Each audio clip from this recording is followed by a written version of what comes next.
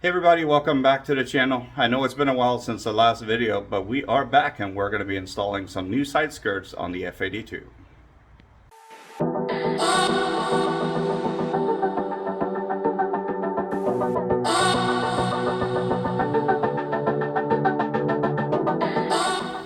We already have the left side of the car prepped and ready to go.